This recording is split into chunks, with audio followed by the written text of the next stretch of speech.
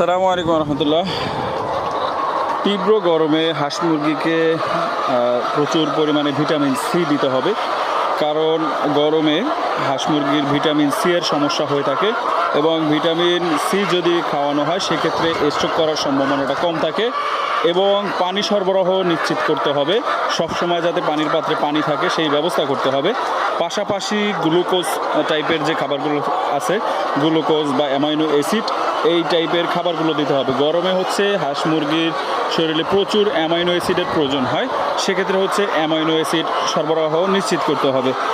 Layer মুরগি, broiler মুরগি বা যে কোনো ধরনের মুরগির ক্ষেত্রে কিন্তু ভালোভাবে লক্ষ্য রাখতে হবে যাতে এই গরমে কোনো সমস্যা না হয়। যখন বিদ্যুৎ চলে যায়, যদি জেনারেটরের ব্যবস্থা থাকে সেক্ষেত্রে তো ভালো, আর জেনারেটরের ব্যবস্থা না থাকলে সবসময় খামারে লোক থাকতে হবে। যে কোনো সমস্যা হচ্ছে এখানে বা কিছু যদি সমস্যা হয়ে যায় সেক্ষেত্রে সাথে সাথে যদি স্ট্রোকের সম্ভাবনা থাকে, মুরগির গায়ে প্রচুর পরিমাণ পানি দেওয়া যায় বা দেখা যায়, মানে এটা হচ্ছে টাইমলি ট্রিটমেন্টগুলোর ভিতরে হচ্ছে একটি, যে পানির ভিতরে এদেরকে পানি দেওয়া যায় গায়ে, সেক্ষেত্রে স্ট্রোকের সম্ভাবনা কম থাকে বা ঠান্ডার ব্যবস্থা করতে হবে।